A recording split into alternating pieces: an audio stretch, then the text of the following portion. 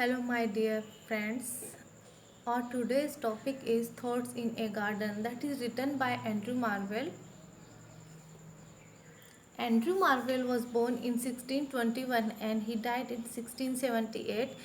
He is considered as metaphysical poet because metaphysical is a writing of style which John Donne and Andrew Marvell, Herbert and many other poets have adapted. His other poems are like To His Coy Mistress, Appleton House, Cromwell's Return from Ireland. He composed basically lyrical poetry. Lyrical is a style of poetry in which poet takes a mm, single emotion and that whole poetry moves around this single emotion. His poetry is famous for sensuous, witty, elegant, and passionate writing of style. His writing style is very famous for his satire. His most popular satire is on John Dryden because at that time John Dryden was very much famous. Mm, Andrew Marvell was considered as royalist because he did not supported the royal throne at that time. That's why Puritans were very harsh for Andrew Marvell. Now I should talk about the form of the poem. Andrew Marvell wrote in romantic in its expression, but this romanticism was not for the any man or woman, but it was for the nature. He wants to adapt the life of nature. Uh, he used metaphysical conceit in his poems. He was classical in its style, and like he used heroic couplets and iambic pentameter. Now we should explain. We should read the garden. Garden starts like how vainly men themselves amaze to win the palm, the oak, or the bays, and their unsent labor see, crowned from some single herbs or tree, whose short and narrow visit shade does prudently their toil upbraid, while all flowers and all trees do close to weave the garland of repose. In these lines of first stanza, poet is making making an argument with someone. He is talking with himself, or maybe he is making just an argument. For that he is using sensuous images, like he is talking about the trees, fragrances, leaf, and flowers, touch and smell. So he is using these type of sensuous images. He is giving witty arguments. He is arguing with the man, with the human beings, that you people are foolish, you are doing foolish things because you are doing for great achievements, and you got the just leaves of these palm trees, oak trees, and base trees, and for that you are doing untiring labor, and the labor that is uh, going for these big achievements. But what is this big achievement? They are nothing. They are nothing to for your peace of mind. So you just listen me. You should back to the nature like me.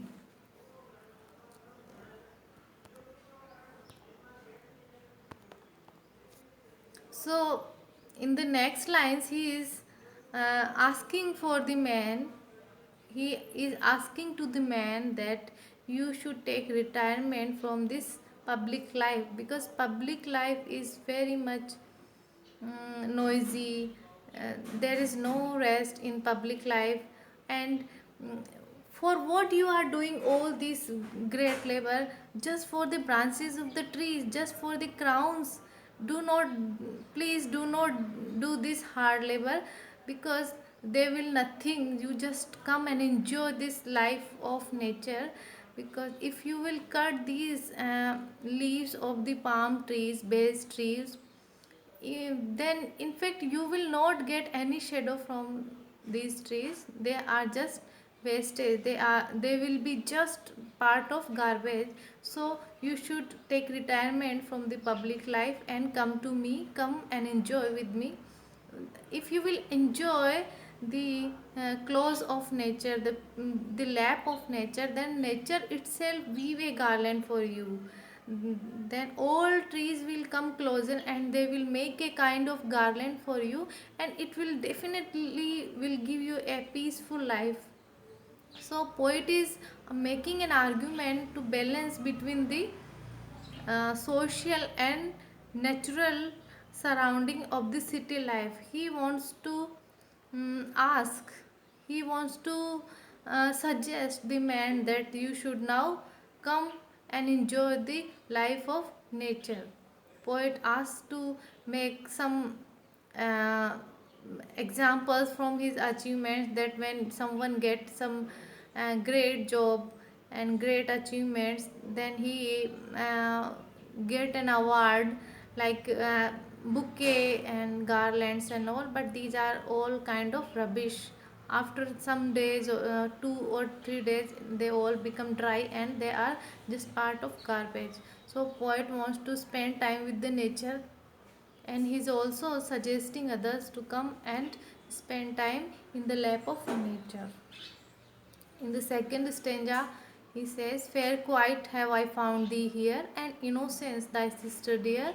Mistaken long I sought you then, in busy companies of men. You sacred plants, if here below, only among the plants will grow. Society is all but rude to this delicious solitude.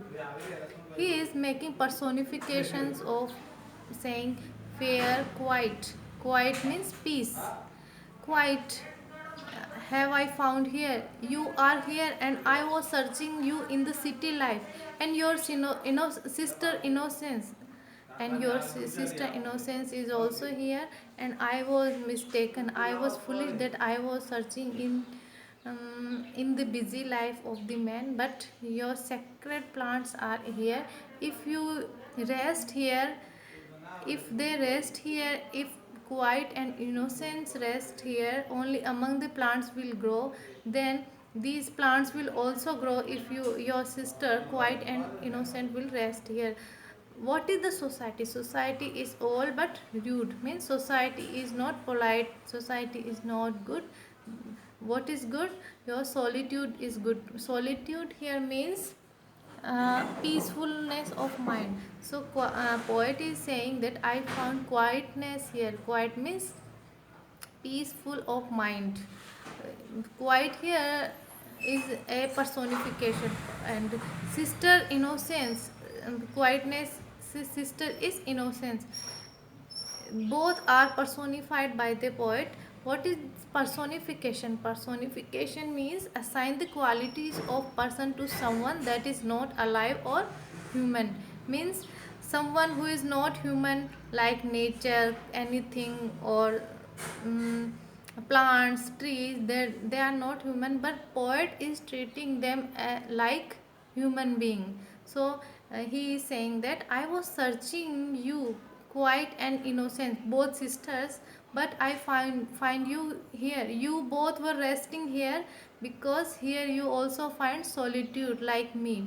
So solitude means peace of mind, and he is also suggesting other people that come and find solitude in the lap of nature. In the third stanza, no white nor red was ever seen, so harmless as this lovely green, found lovers cruel as their flame, cut in these trees and mistress name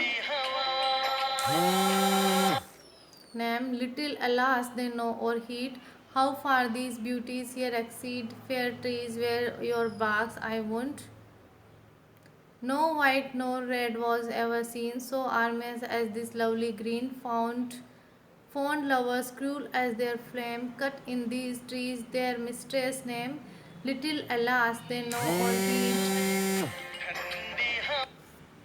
how far these beauties here exceed, fair trees where you barks I won, no name shall but your own be found. Here in this third stanza, poet is saying that never liked red, white color lovely as green. I never liked that red and white color of city as I liked your armor color, your green color, your emerald color, which is green. Green color is of trees and plants.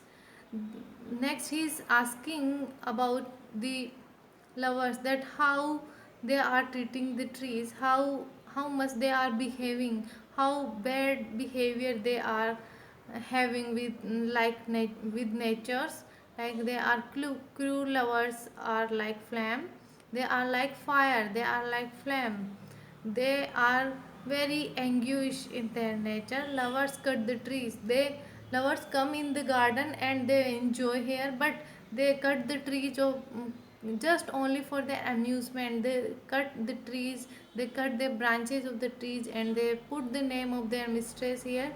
So this is not good for the nature,